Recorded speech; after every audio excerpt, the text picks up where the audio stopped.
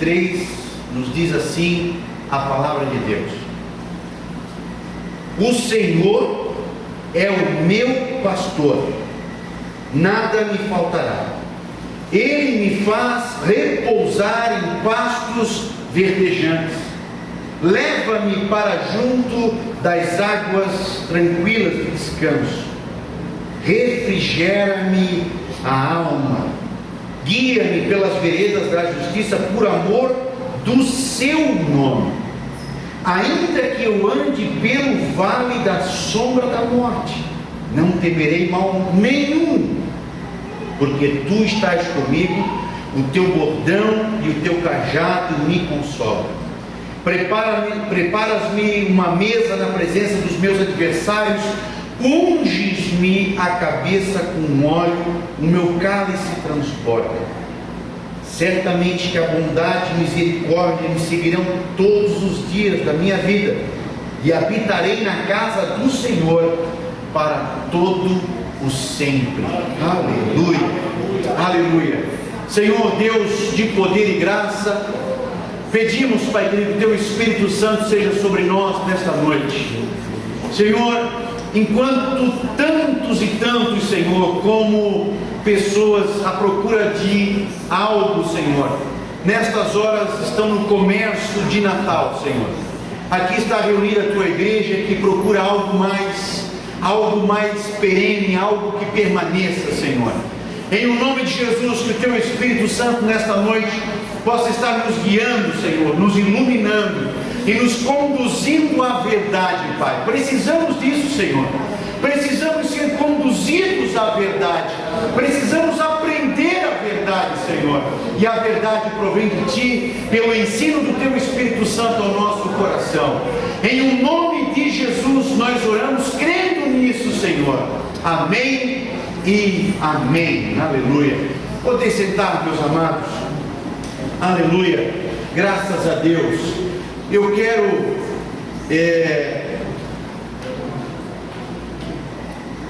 dizer duas coisas antes. Primeira coisa importante, eu queria convidar você a ler esse texto do Salmo de número 23. Um dos grandes problemas que nós temos, nós evangélicos, principalmente os assembleanos, é de que, como a gente lê, ou deveríamos ler muito a Bíblia, a gente acaba decorando os textos, assim como a gente decora os hinos da harpa. E por que a gente decora o texto? Porque a gente decora o hino da harpa, aquele texto perde poder.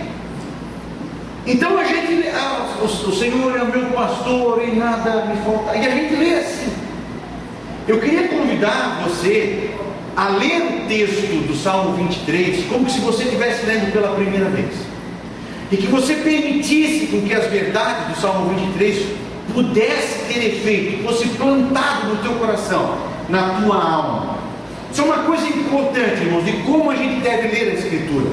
Às vezes a gente até vai passando as palavras por cima, porque a gente já decorou.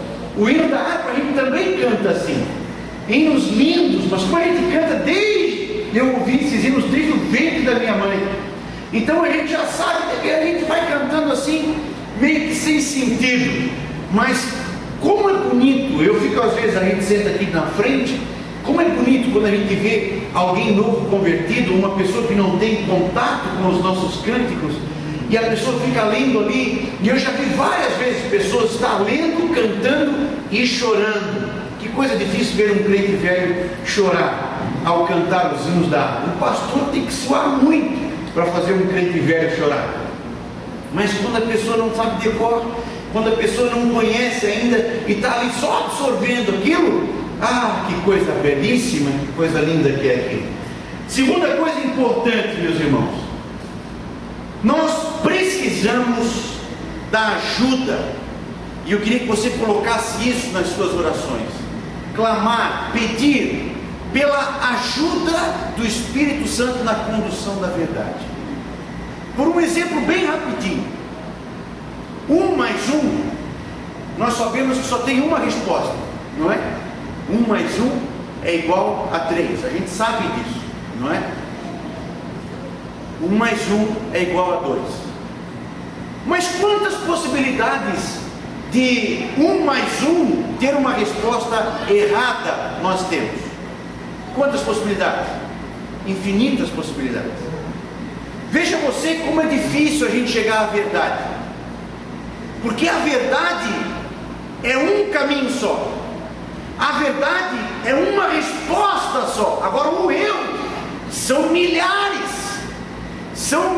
é infinita a possibilidade de nós sermos conduzidos ou levados ao erro.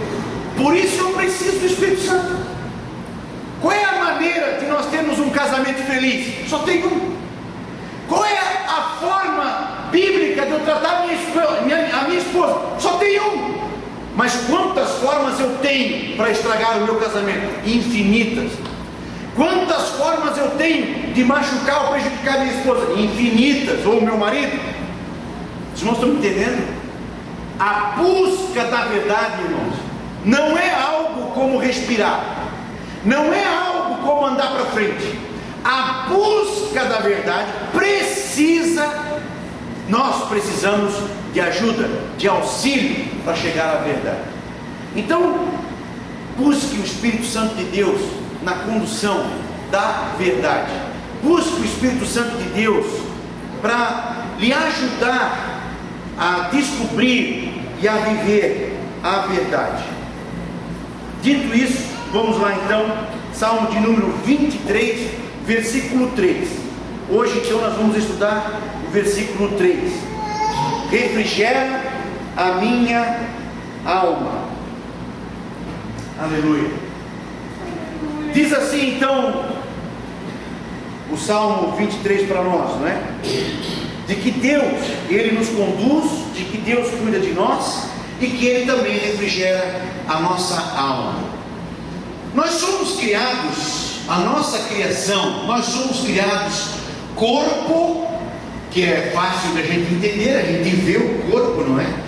E Gênesis capítulo 2, verso 3 diz assim a palavra de Deus: e formou o Senhor Deus o homem do pó da terra, e soprou em seus narizes o fôlego de vida, e o homem foi feito alma vivente. Desses três aqui, o mais fácil a gente perceber é o pó da terra. Claro, simples, não é? A gente vê, a gente toca o corpo. Nós somos também alma e espírito. Jesus diz: não temais os que matam o corpo e não pode matar a alma.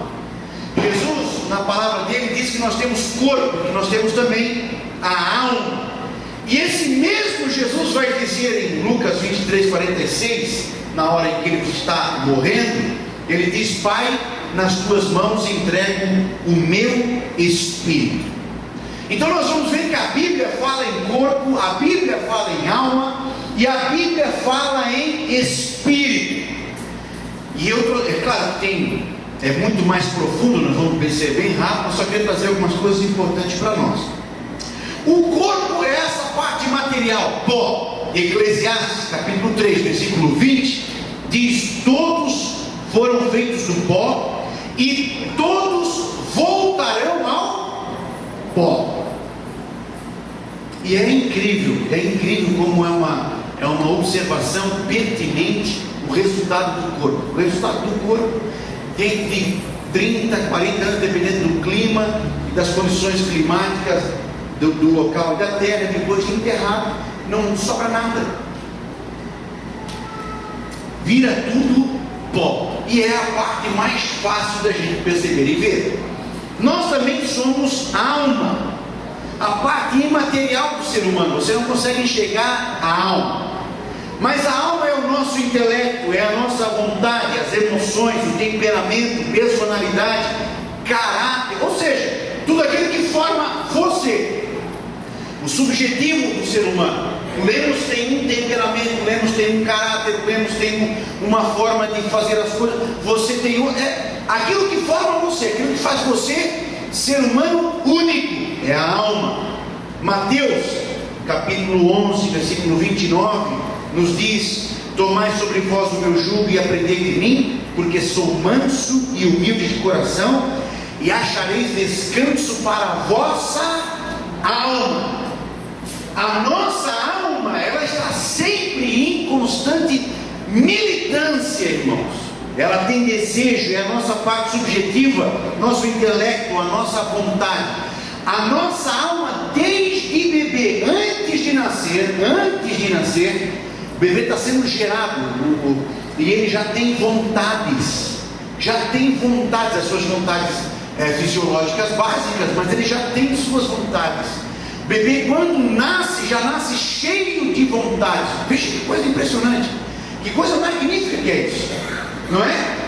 O teu filho já tem todas as vontades, e coitado do pai, às vezes faz de tudo para fazer a vontade da princesinha, até ficar em pé durante o culto, embalando ela, fazendo a vontade da princesa. Por quê? Porque já tem uma alma ali, tem um ser ali que tem vontades, tem fome, chora, tem sede, tem angústias, tem medo. Quando ele ouve uma voz estranha, ou uma voz que ele não conhece, desde o ventre da mãe já ouvindo a voz do pai, a voz da mãe, que são as vozes familiares, quando ouve uma voz estranha, fica com medo, isso é a alma. E nós também somos espírito. Então o corpo está ligado, a gente vê, não é? É a parte material, a alma, nosso intelecto, nossa vontade, nossas emoções, que nos forma pessoas como únicos, e também o nosso espírito. O espírito é a nossa parte no ente que nos compõe, que nos faz a ligação com as coisas de Deus. Então, 2 Coríntios, capítulo 7, versículo 1, nós vamos ler: ora, amados, pois que temos tais promessas, purifiquemo-nos de toda a imundícia da carne e do espírito, aperfeiçoando a santificação no temor de Deus.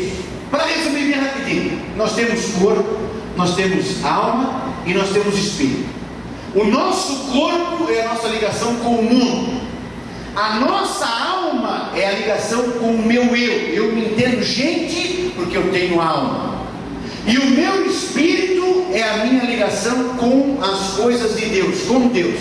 Corpo, mundo, alma, intelecto, vontades, eu, e espírito com as coisas de Deus. Aqui tem uma coisa muito importante. Aonde é que atua o pecado? O pecado, ele utiliza-se da alma. A sede do pecado, o poder do pecado, ele aprisiona a alma. E esta alma, então, vai comunicar as consequências do pecado para o corpo e também para o espírito. Nós acabamos de ler aqui Paulo dizendo de que nós deveríamos purificar o espírito, não é? O nosso espírito também pode sofrer consequências do pecado. Então o espírito não é algo que está imune às consequências do pecado. O pecado atua na alma. Então quando eu sou mentiroso, quando eu gosto da mentira, quando eu sou prisioneiro da mentira, é na alma que está atuando o pecado. Mas o meu corpo vai revelar, vai ter consequências dessa mentira. Quem daqui, quando foi pequenininho, não é? Que mentiu um dia para a mãe ou para o pai, não é? E aí daqui a pouco descobre que a mãe ou o pai sabe a verdade. Quem daqui, sabendo que vai ter que enfrentar as consequências da mentira, não ficou com o corpo meio trêmulo? Não ficou com o corpo assim pesaroso ou ansioso? Quer dizer, o pecado manifestando-se no corpo, na carne. Eu já vi muitas pessoas, não é? Que depois do pecado, depois da traição, por exemplo, um marido, depois de ter traído a esposa, é perceptível como a pessoa muda. Como muda os trejeitos do corpo, como muda, eu queria olhar para baixo, aqueles trejeitos de quem está no pecado. Então o pecado, ele comunica ao corpo, o pecado afeta ao corpo, e também afeta o espírito. Quer ver uma coisa interessante que o pecado faz, afetando o espírito? Eu perco o prazer de orar. É verdade ou não é verdade, irmãos? Os irmãos estão aí e pode dizer, é verdade ou não é verdade? Quando eu tenho prazer no pecado, o pecado me afasta das coisas de Deus, consequência no meu espírito. O pecado me afasta do prazer das coisas de Deus. Eu me lembro disso. Eu sou filho de pastor. Eu fui aceitar Jesus com meus 17, 18 anos. Então eu sabia disso. Eu estava em pecado. Eu nem tinha aceitado a Jesus ainda, mas em pecado. E o pecado me afastava das práticas que me levam a Deus. Então às vezes eu já tive até dias de que eu estava em pecado e eu entrei no curso e eu dizia, Deus, não revela o meu pecado. Eu entrava com medo na igreja. Eu entrava com medo no templo de que alguém pudesse se levantar e começar a profetizar e revelar os meus pecados. O pecado afeta o nosso espírito. Então não me venha com essa história de que o espírito é imune. Não, senhores. O pecado atua na alma. Só que as consequências você vai sentir no espírito. Veja só o que diz Paulo em 1 Coríntios, capítulo 1 Coríntios, 2 Coríntios, capítulo 7, versículo 1. Nós já lemos, não é? Ora, amados, pois temos tais promessas, purifiquemo-nos de toda a imundícia da carne e do espírito, aperfeiçoando a santificação no temor de Deus. Por que isso é importante, pastor? Por que o senhor está falando isso? Por que isso é interessante para nós? Porque o pecado, quando atua no corpo, ele traz doenças, não é? O pecado em si traz doenças. A depressão, por exemplo, traz doenças. O problema dos pecados em nós traz doenças para o corpo e também comunica para o espírito, porque esse é o objetivo do pecado. O objetivo do pecado não é fazer o meu corpo sofrer. O objetivo do pecado é interromper a minha comunicação com Deus, que acontece aonde? No espírito. O objetivo do pecado é esse. O objetivo do pecado é fazer o meu espírito obstruir, fechar a minha comunicação com Deus. Então, irmãos, o pecado agindo sobre a alma traz consequências para o espírito. E o contrário, a santidade. Se o pecado atua na alma, onde é que atua Deus?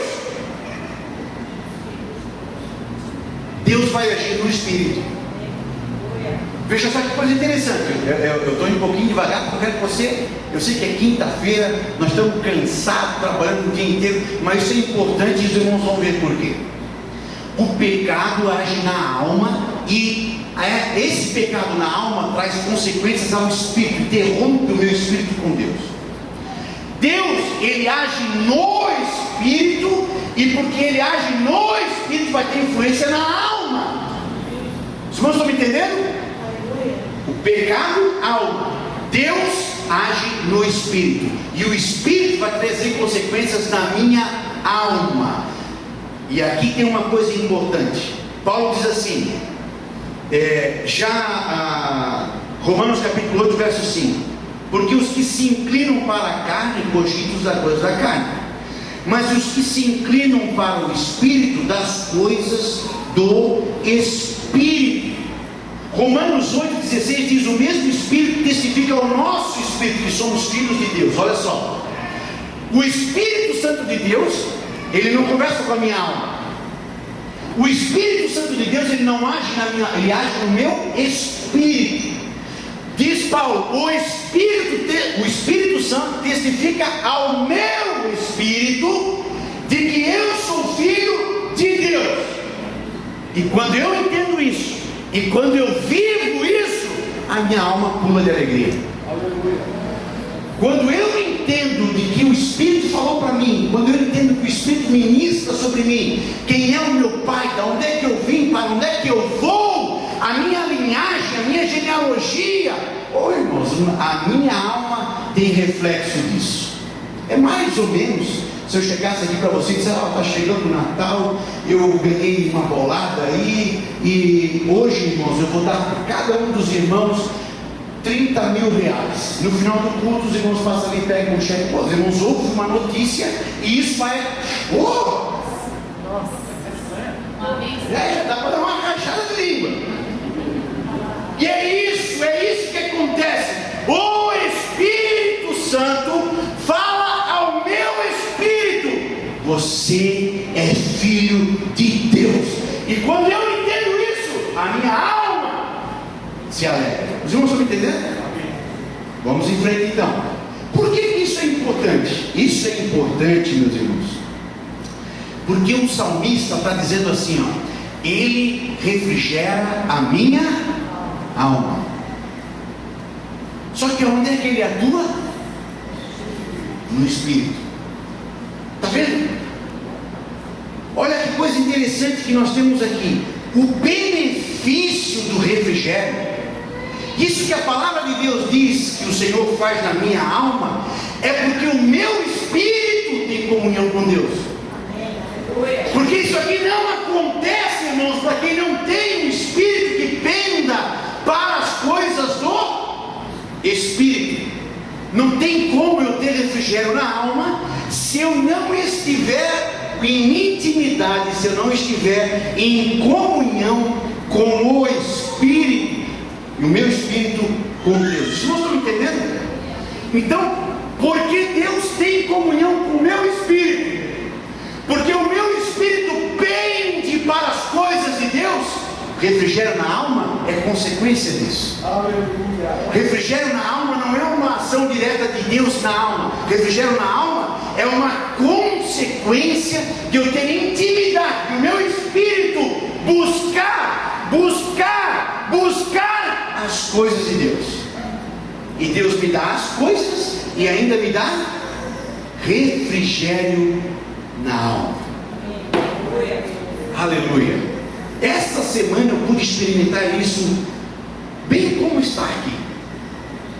Eu pude experimentar. Nós passamos por uma situação difícil. Nós estamos negociando um apartamento e deu um problema lá. E os camaradas queriam nos envolver e quase que levaram 25 mil reais de fazer nós pagar. Mas eu disse: não está certo, não é assim o contrato e tal. Não, vai ser assim e acabou. Rapaz, fomos para a oração. Eu vou falar com quem tem poder. Fomos para a primeira reunião e o camarada disse que não tem jeito, não vai ser feito assim. Essa é a política da empresa. Ok, então. E aí continuamos para a oração, continuamos orando e o Senhor agiu. E o Senhor resolveu o problema. Veja só, irmãos, mas porque eu fui buscar em Deus, e já naquela reunião, já antes, Deus tinha refrigério. Eu estava tranquilo, até a Tatiana, depois da reunião, eu estou admirando como tu estás tranquilo. Eu estou tranquilo. Tranquilidade, refrigério, irmãos, é consequência do quê? De intimidade com o Espírito e o Espírito de Deus. Não é algo, não, eu quero, Senhor, refrigério para a minha alma. Não tem refrigério para a alma. Lá no mercado do céu, não tem refrigério para a alma. O que tem? Tem intimidade com Deus. E você leva de prêmio refrigério para a sua alma. Isso é colocado por nós, quando Paulo diz, não é? Paulo fala para nós aqui: e se Cristo está em vós, o corpo, na verdade, está morto por causa do pecado, mas o Espírito vive por causa da justiça.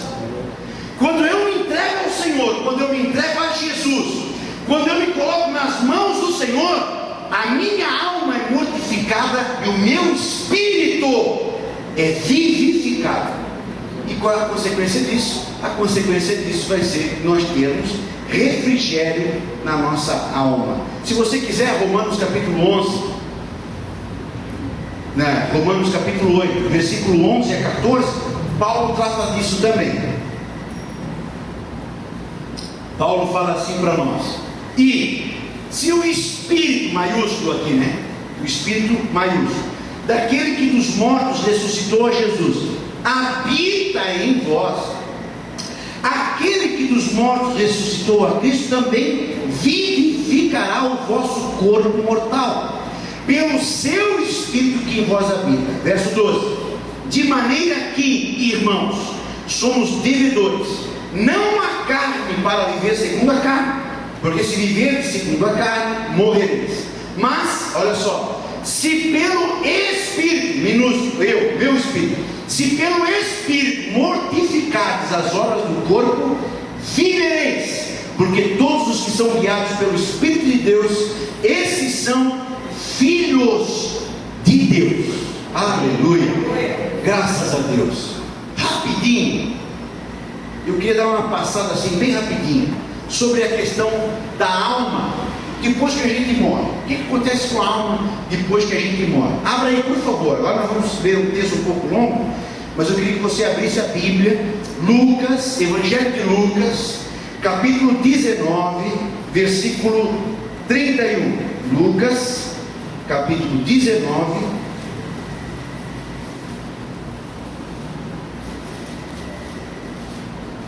Lucas, capítulo 19,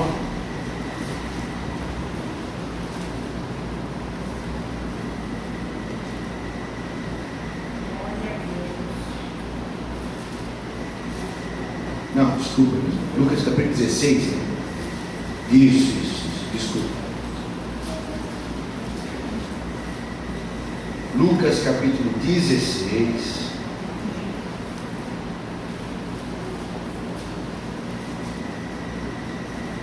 verso 19. Eu queria que você lesse, porque nós vamos ver algumas coisas importantes aqui.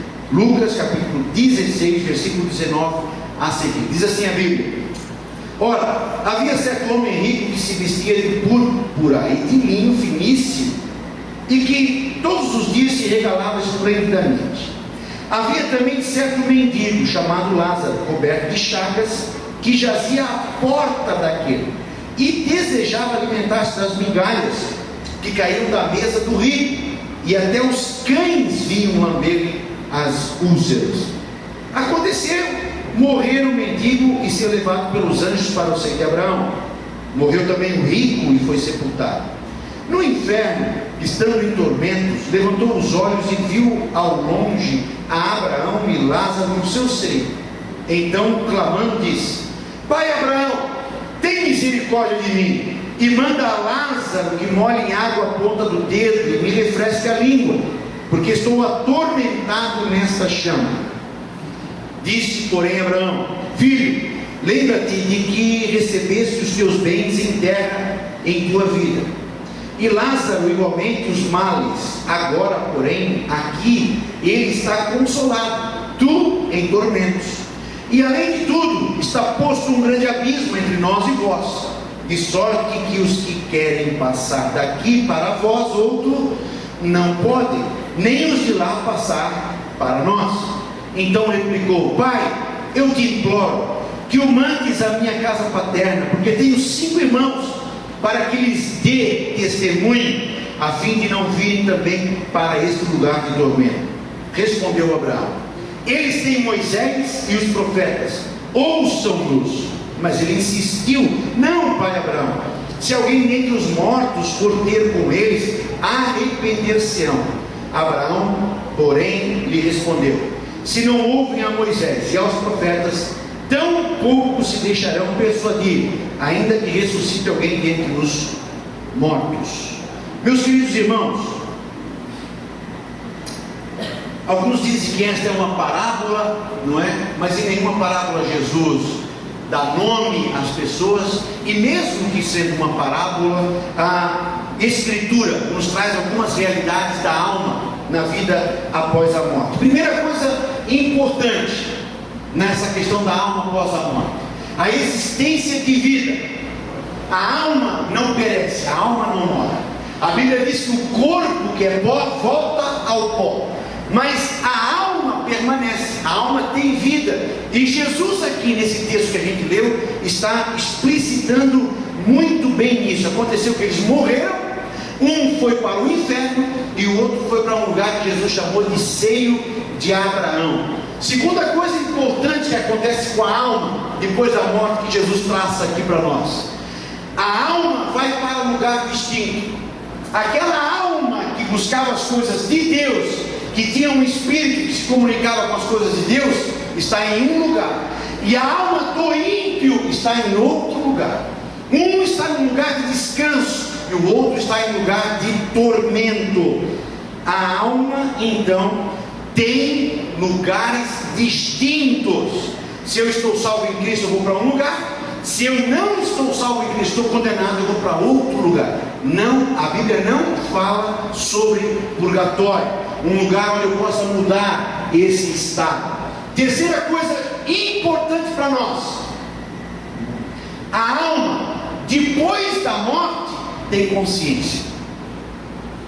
A alma, depois da morte, sabe o que é tormento, sabe que o rico lá, que estava no inferno, sabia que tinha 5 irmãos, sabia que poderia ter um pouco de paz, se fosse possível ser molhado lá, ele com o dedo de Lázaro. A alma tem consciência no pós-morte. A pessoa morreu, a pessoa será julgada. Como é que poderia ser julgada se não tivesse? Estou sendo condenado pelo quê? Eu não sei o que eu fiz. Eu estou recebendo a coroa aqui, recebendo a coroa aqui no céu. Por quê? Eu nem sei o que eu fiz para Jesus.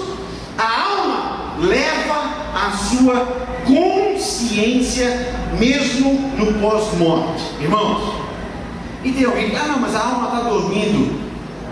Não vi a alma dormindo aqui. Lázaro não precisou, o rico não precisou acordar. Não estavam vivos, estavam conscientes. Jesus na transfiguração fala com Moisés e Elias, e eles estavam vivos, estavam conscientes. Não tem ninguém dormindo no céu, não tem ninguém dormindo. Deus está trabalhando, o Espírito Santo está trabalhando e estão todos acordados. Quarta coisa importante: não existe comunicação com os mortos. O rico aqui fala com o Abraão, que era para ser a própria pessoa de Cristo, mas o rico não está falando com o Lázaro, e nem Lázaro está falando com o rico. Não há comunicação aqui entre os mortos. Outra coisa, e quanto à questão de lugar também, como a morte, eu morri, eu vou para um lugar. Essa história de dizer que veio espírito de pai, espírito da mãe dentro de casa, isso, aquilo, irmãos, são espíritos imundos, transfigurados.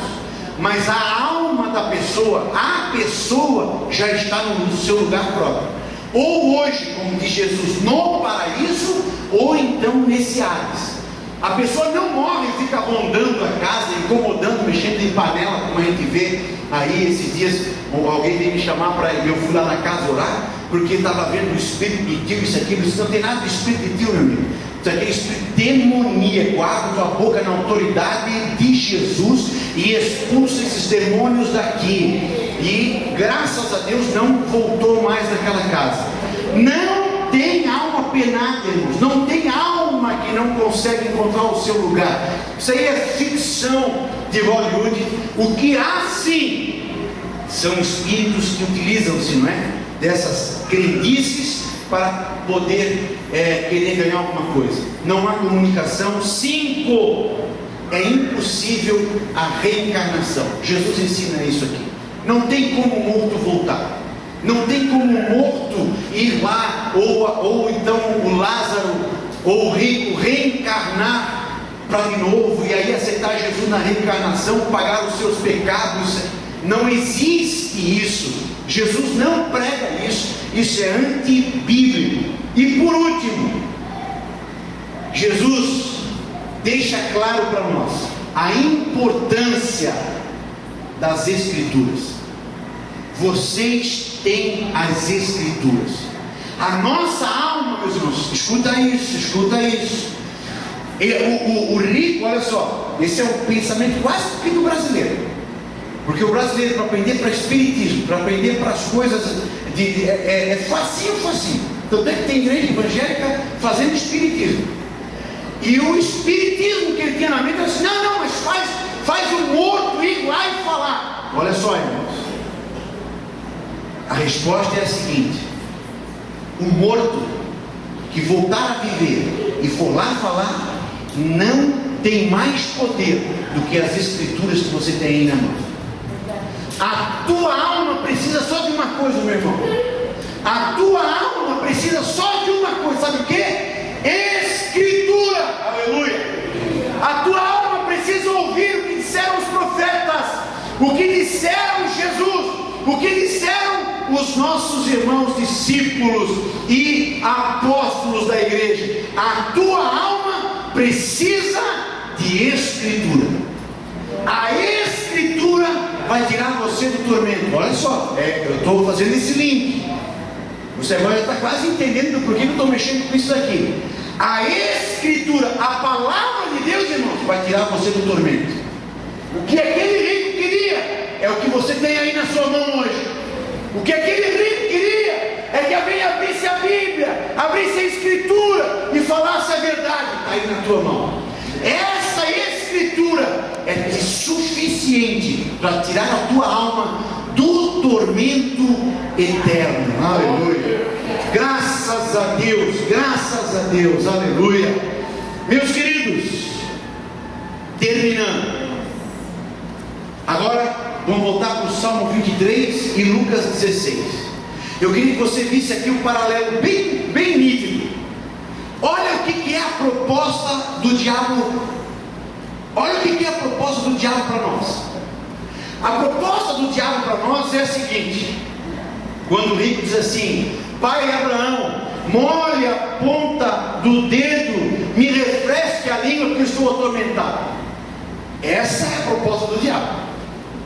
A proposta do diabo é um deserto e ele vem com um pingo de água para você. Essa é a proposta do diabo, eu falo, porque não é o diabo que está falando, mas é amigo do diabo. Está lá no inferno, está lá no tormento. Quem anda com ele, acaba com ele, não é? A proposta do mundo é essa, irmão. Olha só, preste atenção em mim, preste atenção, por favor. Não durma agora, eu já estou concluindo. A proposta do diabo para o nosso casamento não é refrigério, é um pingo de água. A proposta do diabo para Davi, e Davi caiu na ladainha do diabo, foi: tu está descontente, tu está tristinho, tu está mal no casamento, tenha uma noitada com aquela mulher, um pingo de água. A proposta do inferno para nós é uma noitada, é uma balada, é uma carreira de cocaína. E é verdade, 10 minutos, eu vou estar em êxtase, mas é um pingo de água para minha alma sedenta de Deus. Você está entendendo? Por que eu quis fazer ir lá mexer com tanta coisa? Porque eu queria que você chegasse aqui e visse isso. Porque essa é a ideia diabólica. Irmãos, isso é outra coisa importante. Primeiro, o diabo te oferece um pingo de água. Segundo, o diabo te oferece algo que passa rápido. O diabo te oferece, terceiro, o diabo te oferece algo que não te livra do tormento. Presta atenção nisso. Vem com um pinguinho de água. Ele não pediu, me tira daqui, olha só.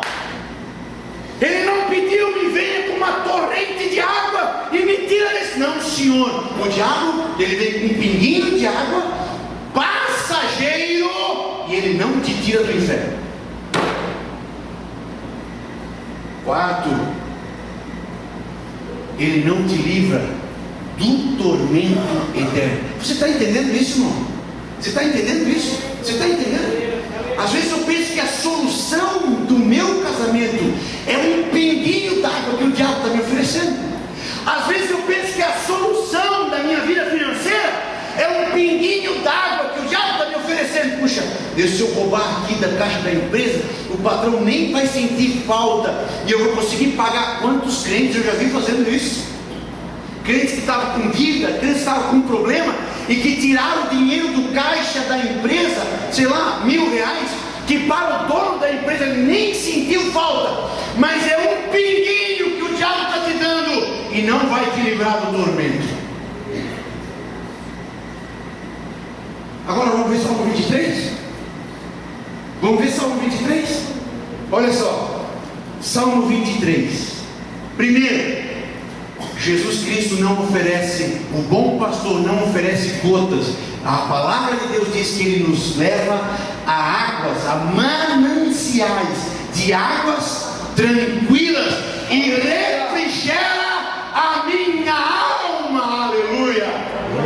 Hoje à tarde, enquanto eu estava terminando aqui o estudo, eu tive que dobrar o meu joelho e chorar, e agradecer ao Deus que eu tenho, que não me dá um pingo d'água, Ele me leva a um manancial de água, água viva. Aleluia. Aleluia. Enquanto o diabo me oferece um pingo, Jesus Cristo tem um manancial de água para a tua vida. Aleluia. Aleluia. Um manancial para o teu casamento que está em crise, um manancial para a tua vida espiritual que está longe, afastada de Deus. Enquanto o diabo te oferece as comidas dos porcos, o Senhor Jesus tem um manancial. Aleluia. Aleluia. Manancial. Olha só. Enquanto a gota do inferno é passageira, esse manancial que o Senhor me oferece é eterno.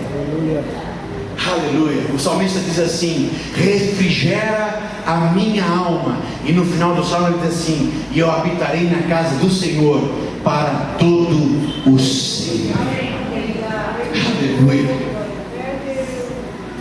Eu sei que a gente foi longe, mexemos com um monte de coisa, mas eu queria trazer isso para você.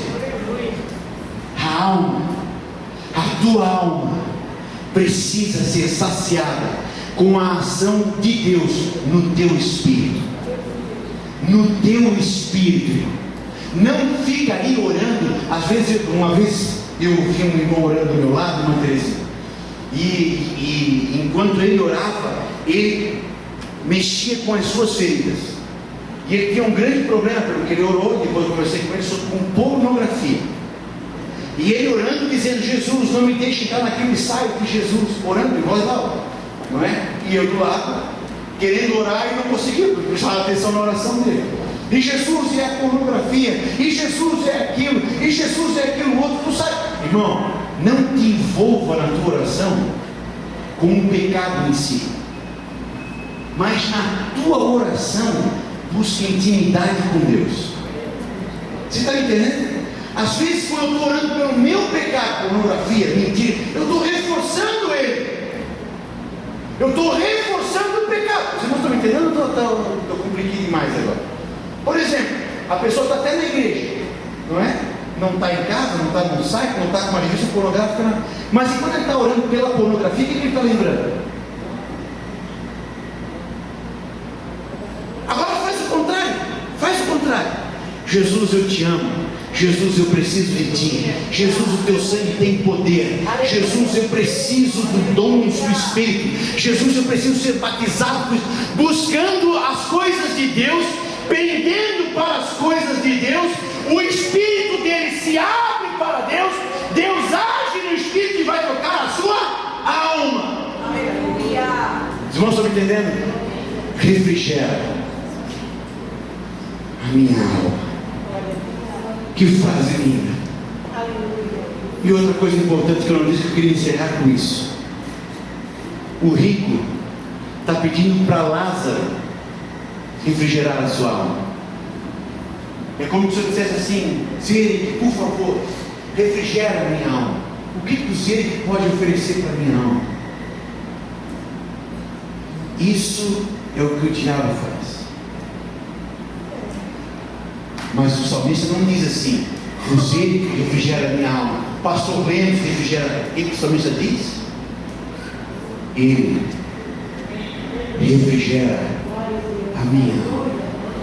Não é uma ação de homem, não é um evento, não é um psicologia barato, não é psicologia superficial. Não, Senhor, é uma ação de Deus sobre a minha alma, sobre o meu espírito, que refrigera a minha alma.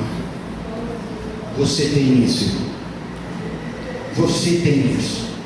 Busque ao Senhor, para que a tua alma possa ser refrigerada pela ação de Deus sobre a tua vida.